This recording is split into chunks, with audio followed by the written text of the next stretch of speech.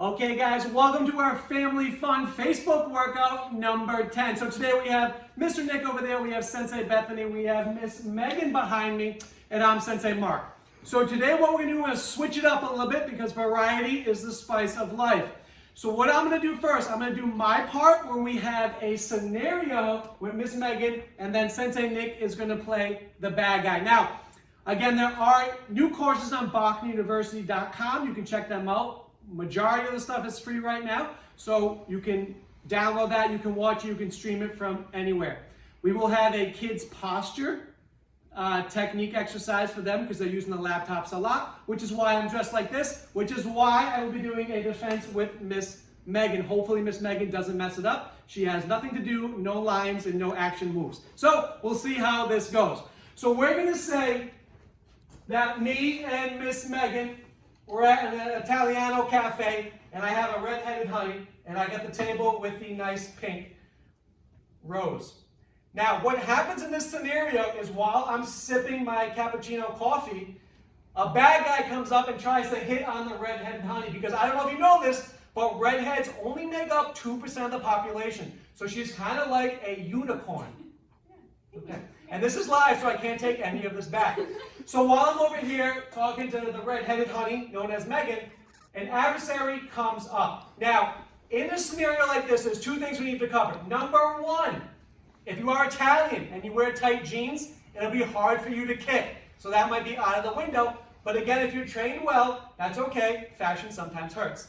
The second thing is if I'm sitting down when an adversary approaches the table, I'm at a huge disadvantage. So what I'd want to do, if I can, is stand back up and then defend myself if I need to. Now, in this scenario, you're going to see that Mr. Nick, the bad guy, who's dressed like he's from 1980, is going to use a weapon. So he's going to be taking the vase. So my time to verbally diffuse that is gone.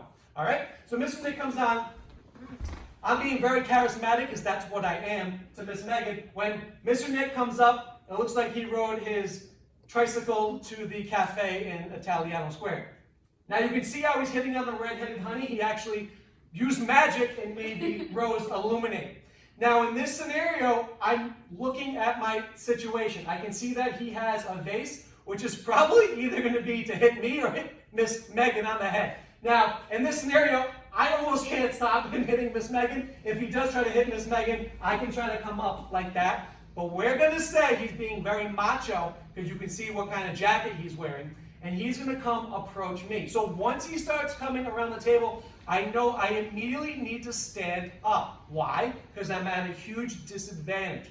So what happens from here is I'm looking at the weapon hand, but I'm looking at the whole body. So once he starts to come up, I'm going to stand up like this. Now my main objective is to shield Megan, right? And she's the red-headed honey, and if she goes away, there's only 1.9% redheads in the world. So what I need to do from here is make sure my hands are up. I told you before that my time for verbal diffusing is probably not going to happen here. So I need a physical defense. So what's going to happen is Mr. Nick's going to try to slam and hit me in the head with the vase. Now, what I want to do from there is take myself out of danger. So what I want to do is take me, myself, my tight jeans, and my nice vest and step in towards the attack. See how I'm kind of breaking the punch. What will happen? Because I'm using my forearm to actually block this, you might see the forearm and the extensors open up, which means the vase is going to go flying, okay? So now in this case, we're not going to say that happens, but he comes in, I'm going to come in. But I know I need to strike him at the same time. So there's my hit right into the stomach, there's my hit to the head. From there, I want to make sure I clinch my adversary, especially if I want Miss Megan to run away, okay? So we're over here, he comes in, here's my hit. Now I'm going to come right up to my knee. You can see over here how I started to isolate and then control, nice break, isolate and control his arm, okay? So I'm here, if I break it, I knee him, I push him away, I can take Miss Megan or I can tell her to run away, all right? Let's go over that scenario again. So let's go and rewind. See how it goes back? We have very good CGI effects here. So now I'm over here and I'm spitting game to the honey. And Mr. Nick comes in and then shows Megan that the rose actually lights up with magic. So now I'm over here. I don't know if he's the waiter. I don't know what's going on. But I know once he grabs the vase and starts to swing it, I need to defend myself. So if I'm still over here, you can see how I'm blocked by the table. And this is why scenario training is really effective, because multiple things can happen. So, I'll keep that there because that's where it was. So what's going to happen from here, if I see that he's going to swing this way, I need to come up this way. Now, obviously my posture is not great, but what happened? I deflected the strike, right? I'm over here. So if he comes over here and I can't get up, I'm going to deflect this way and then move my body up. I can strike, I can kick, I can knee, I can guillotine choke there, I can take him down. Okay? So that's our defense at our Italiano Cafe with Miss Megan, her illuminated rose, Mr. Nick, who came out of a 1980s biker movie.